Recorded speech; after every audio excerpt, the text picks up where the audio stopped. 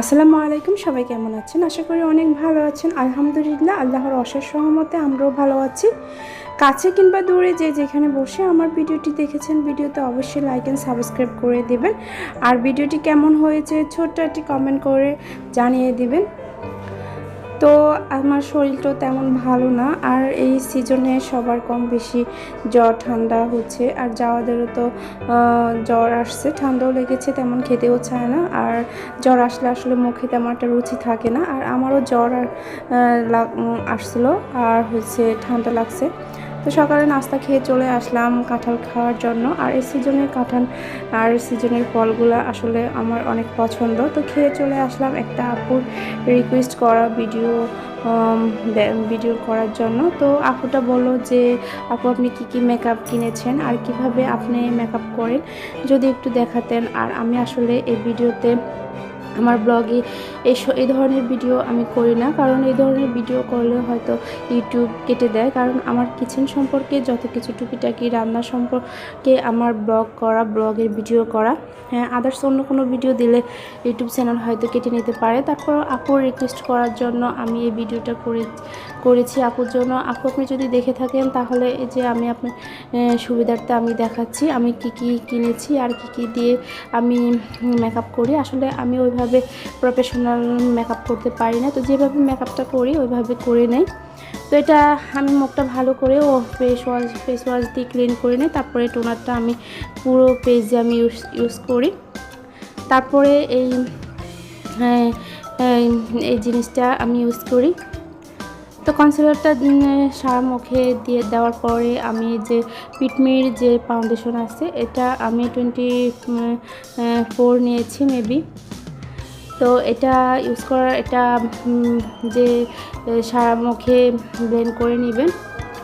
তো তারপরে তো যে ব্যানানা যে লুজ পাউডারটা আছে, এটা চোখের নিচে দিয়ে তারপরে চোখটা আর্ট করে নেবেন। আর এই ব্রাশের সাহায্যে আমি পুরো মুখটা ফাউন্ডেশন দিয়ে ব্লেন্ড করে নিই। এই তো গেল এই পাটটা। আর সিসি ক্রিমটা রাখি, এটা চোখের যেই সাইডগুলা আইলাইনার দেয়, এটা দিয়ে আমার W7 এটা আমার। তো খুবই ভালো এই জিনিসগুলো আমি কিনেছিলাম বাংলা শপার্স থেকে। তো হ্যাঁ, আমার বিয়ের পরে কিনেছিলাম। তো তেমন একটা ইউজ করা হয় না, আর দেখা যায় যে অনেকগুলোর প্রায় এক্সপায়ার ডেট চলে যাচ্ছে। আর এই তো কোনো একটা অকেশন থাকলে বা বাহিরে নর্মালি যখন আমি বাহিরে বের হই তখন হয়তো একটু হালকা পাতলা। তো এই সানস্ক্রিনটা 290 নিয়েছে, 290 টাকা নিয়েছে। আর এটার এক্সপায়ার ডেট আছে 2023 সাল পর্যন্ত। অনেক ভালো এই সানস্ক্রিনটা আমি ইউজ করেছি। আর এটা দেওয়ার পরে তো যখন রোদে বের হই তখন সানস্ক্রিনটা দেই। আর এই তো পুরো মেকআপটা করার পর যখন মেকআপটা উঠাবো তখন এই জিনিসটা দিয়ে আমি মেকআপ উঠাই। আর এটা এত ভালো রিভিউ আমি পেয়েছি, এত ভালো আমার কাছে এটা লাগলো। তো আপু, তুমি এইগুলা কিনে নিতে পারো। আমি বাংলা শপার্স থেকে কিনেছিলাম। আমি W7 পিটমির ফাউন্ডেশন কিনেছি। আর এগুলো সব আমি একটা জায়গায় গুছিয়ে রাখি, কারণ আমাদের রাবার ব্যান্ড, হিজাব ক্লিপ অনেক সময় খুঁজে পাওয়া যায় না, তো এক জায়গায় রাখাই অনেক বেটার। আর এখন আপুর রিকোয়েস্ট করা ভিডিও শেষ করে চলে আসলাম রান্নার জন্য। আজকে কী রান্না করব সেগুলো গুছিয়ে নিচ্ছি। তো প্রতিদিনে আমাদের রান্না করতে হয়, প্রতিদিনে সংসারের টুকিটাকি কাজ করতে হয়, এটা সবারই করতে হয়।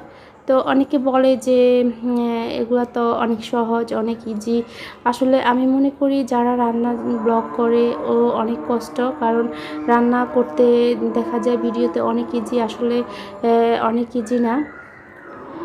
তো যাওয়াদের জন্য আজকে শিং মাছ দিয়ে পেঁপে ঝোল করে রান্না করে নিলাম, কারণ ও তো একটু অসুস্থ, সেই জন্য শিং মাছটা দিয়ে ঝোল করে রান্না করে নিয়েছি। আর এখানে টাকি মাছটা কেটে নিয়েছি, আজকে টাকি মাছের ভর্তা করব। আর এখানে হলুদ লবণ মাখিয়ে নিয়েছি, এখন এটা আমি ভেজে নেব। তো এখানে দিয়েছি রসুন, কাঁচামরিচ আর শুকনো মরিচ। ঝাল যে যেমন খায় সে অনুযায়ী ঝালটা বেশি কম দিতে পারেন। আর এখানে আমি একটু তেল অ্যাড করছি। তো এখন ভালো করে ভেজে নেব, ভেজে এটা শিলপাটাতে বেটে নেব। আপনারা চাইলে এটা ব্লেন্ড করে নিতে পারেন। আমি মাছটা যখন ঠান্ডা হয়ে গেছে তখন আমি কাঁটাগুলো ছাড়িয়ে নিয়েছি। তো এখন আমি শিলপাটাতে বেটে নিব। আর আপনারা চাইলে এটা ব্লেন্ড করতে পারেন। আমার কাছে মনে হয় যে শিলপাটাতে যে কোনো ভর্তার আইটেমটা যখন শিলপাটাতে করা হয় তখন খেতেও অনেকটা টেস্ট লাগে। আর আমি যখন এগুলো টেলে নিয়েছি তখন লবণ দিয়েছি। তো আমি অফ ক্যামেরাতে খেয়ে এখন চলে আসলাম। এই টপটা একটু সুন্দর করে একটু এটা আরও রং করে নেব, কারণ এই টপটা আমি চামচ রাখবো বলে বাহির থেকে 15 টাকা দিয়ে মাটির টপটা কিনেছি। তো ভাবলাম যে এটা একবারে সাদা মাটি তেমন একটা ভালো দেখা যায় না, একটু যদি লাল হলুদ আর সবুজের মধ্যে দিয়ে একটু সুন্দর করে এটা টপটা বানিয়ে নিই তাহলে আরও সুন্দর দেখাবে। তো সেজন্য আমি এটাতে টপটা বানানোর পরে লেসটা দিয়ে দিয়েছি। তো এই যে আমি গ্লু গান দিয়ে এখন লেসটা লাগিয়ে নিচ্ছি। তো এখন এটা রং করার পরে এখানে লেস লাগানোর পরে দেখলাম অনেক সুন্দর লাগলো। তো এই তো আপনারা এইভাবে বানিয়ে নিতে পারেন। এটা এখন আমার কাছে অনেক ভালো দেখাচ্ছে। আর স্পুন হোল্ডারটা এখন এখানে চামচটা রাখলো অনেক সুন্দর লাগবে। তো এখন চলে আসলাম জাওয়াদের জন্য সন্ধ্যায় একটু জাওয়াতকে নুডলস বানিয়ে দেব। তো আমি এখানে আজকে একটা সবজি দিয়েছি, এখানে বরবটি দিয়েছি আর কোকোলার নুডলসটা এখানে দিয়েছি জাওয়াতকে।